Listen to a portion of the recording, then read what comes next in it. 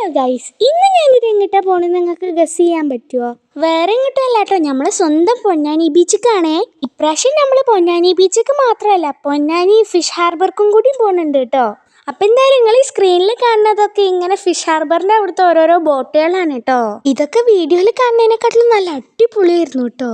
എന്തായാലും ഈ കാണാൻ കേട്ടോ നമ്മളെ പൊന്നാനിത്തെ കടല്. അവിടേക്ക് അത്യാവശ്യം നല്ല തിരക്കും ഉണ്ടായിരുന്നു കേട്ടോ. ആൾക്കാരൊക്കെ ആ ഒരു നേരത്താണ് കേട്ടോ വന്നിട്ടുണ്ടായിരുന്നത്. ഏകദേശം ഒരു 3:30 ആയപ്പോഴാണ് കേട്ടോ ഞങ്ങൾ പൊന്നാനിക്ക് പോയിട്ടുണ്ടായിരുന്നത്. അങ്ങനെ കുറച്ച് നേരത്തെ ട്രാവലിങ്ങിന് ശേഷം നമ്മൾ ഫിഷ് ഹാർബറിലോട്ട് എത്തിയിട്ടുണ്ട് കേട്ടോ. അവിടെ അത്യാവശ്യം നല്ലപോലെ തിരക്കൊക്കെ ഉണ്ടായിരുന്നേ. ഇനി നമുക്ക് അതിനുള്ളത്തെ കുറച്ച് കാഴ്ചകൾ കണ്ടാലോ. ഈ ബോട്ടുകളൊക്കെ ഇപ്പൊ കടലിൽ പോയിട്ട് മീൻ പിടിച്ചിട്ട് വന്നതാണ് കേട്ടോ. ഇതിന്റെ ഓപ്പോസിറ്റ് ആണ് കേട്ടോ ഫിഷ് മാർക്കറ്റ്. അതിന്റെ അടുക്കാണ് കേട്ടോ ഞങ്ങൾ ഈ ഒരു കാഴ്ച കണ്ടത്. സംഭവം വരുന്നല്ല, ആ ഒരു ബോട്ട് ഉണ്ടല്ലോ കടലിക്ക് മീൻ പിടിക്കാൻ പോണതായിരുന്നു കേട്ടോ.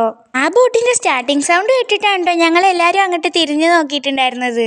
പിന്നെ നമ്മൾ പോയിട്ടുണ്ടായിരുന്നത് മീനൊക്കെ ലേലം വിളിച്ച് മേടിക്കണം അങ്ങോട്ടാണ് കേട്ടോ. അപ്പോഴാണ് കേട്ടോ ബോട്ടൊക്കെ വന്ന് മീനൊക്കെ ഇറക്കിയിട്ട് തിരിച്ചു പോണ കാഴ്ച ഞങ്ങൾ കണ്ടത്. പിന്നെ നമ്മൾ മെയിൻ സ്ഥലത്ത് കണ്ടോ പോയിട്ടുണ്ടായിരുന്നത്. വേറെ എങ്ങോട്ടല്ല, നമ്മുടെ സ്വന്തം പൊന്നാനി ബീച്ചൊക്കെ ആയിരുന്നു കേട്ടോ.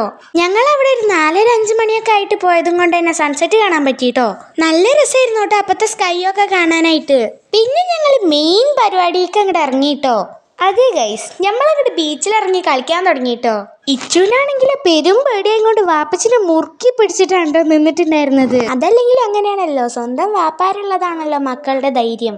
പക്ഷെ അവിടുത്തെ സൺസെറ്റ് ഒരു രക്ഷയുണ്ടായിരുന്നില്ല കേട്ടോ. നല്ല അടിപൊളിയായിരുന്നേ. ഒന്നാമതേ ഇച്ചു നല്ല പേടിച്ചിട്ടായിരുന്നു നിൽക്കണ്ടായിരുന്നത്. പോരാത്തതിന് നല്ലൊരു തിരമാലയും കൂടി വന്നപ്പോ ഓൻ്റെ അങ്ങോട്ട് തൊള്ളട്ടു കേട്ടോ.